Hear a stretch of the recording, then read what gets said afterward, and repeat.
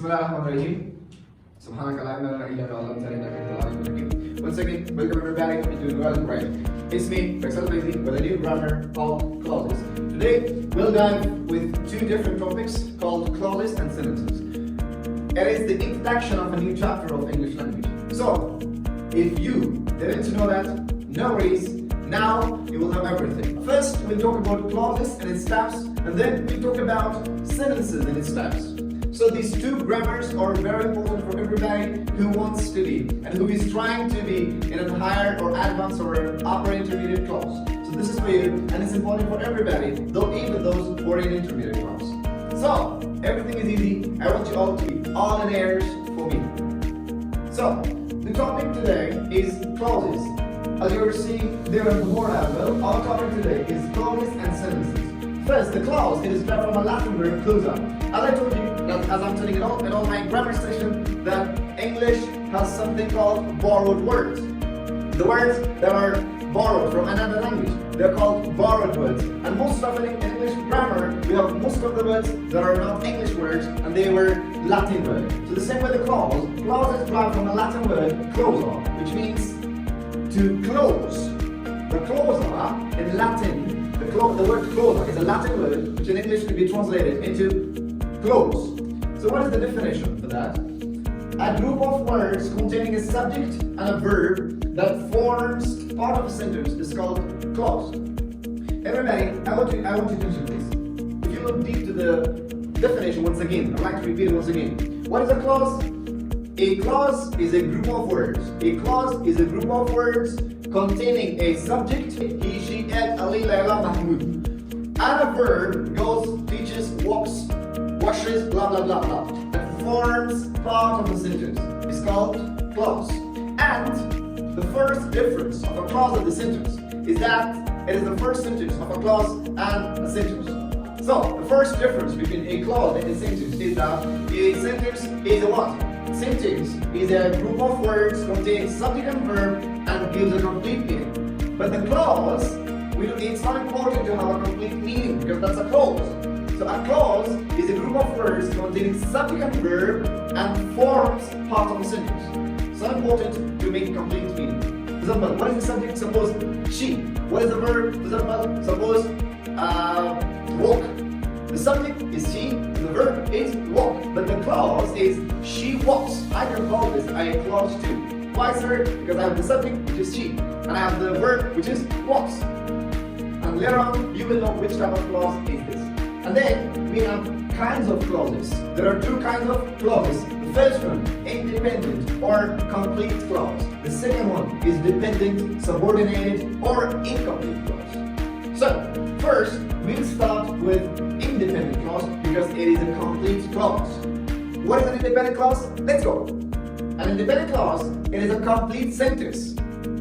An independent clause, it is a complete sentence containing a subject and a verb. Today, later on, you will learn types of sentences too. So therefore, right now you can learn that the complete sentence could also be an independent clause, or an independent clause could also be a complete sentence.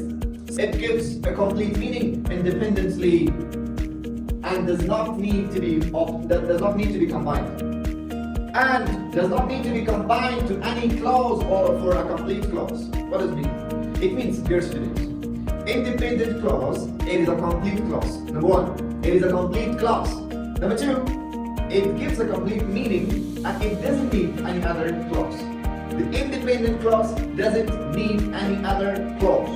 For example, in the example, he bought a car last week. He bought a car last week. In this sentence, I have the subject, which is he. I have the verb, which is bought. So, group of words containing subject and a verb which forms part of a sentence could be a clause. But independent clause, it is a complete clause which gives a complete meaning. Sir, can we call an independent clause a complete sentence? Yes. So the independent clause could be simply our sentence. Everybody knows how to make a sentence, right? For example, if I'm asking everybody here to make a sentence in simple present tense, everybody would definitely tell me that Ali watches sport. Sir, is this a clause? It could be a clause too.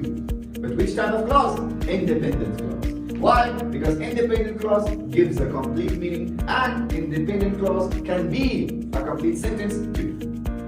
So, note, I would like to point out something very crucial, something important. The dependent clause or subordinate or incomplete clause, it is not a complete sentence. The first thing here is that it is not a complete sentence, although it has a subject and verb. It has the subject, it has the verb, but it doesn't have a complete meaning. It doesn't have a complete meaning.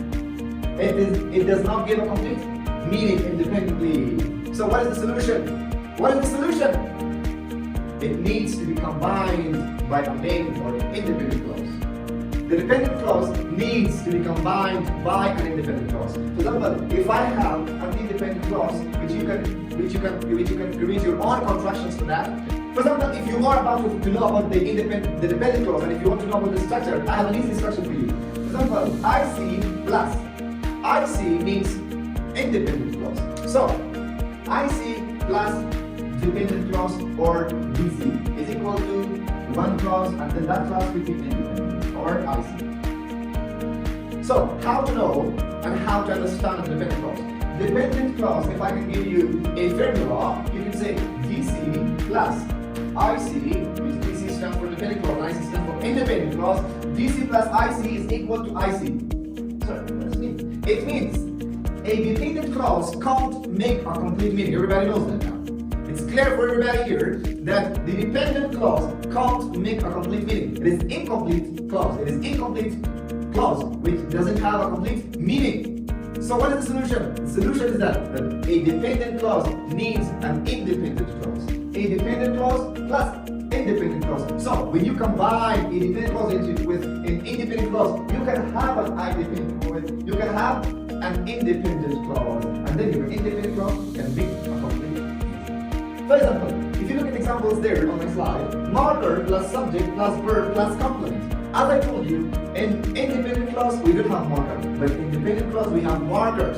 What is the marker? As I told you, if, because, while, all of them are markers. Markers of what? Markers of dependent clause. Markers of dependent clause. Because independent clause does not have a marker. It makes a complete meaning itself. So the structure is marker plus subject plus verb plus complement.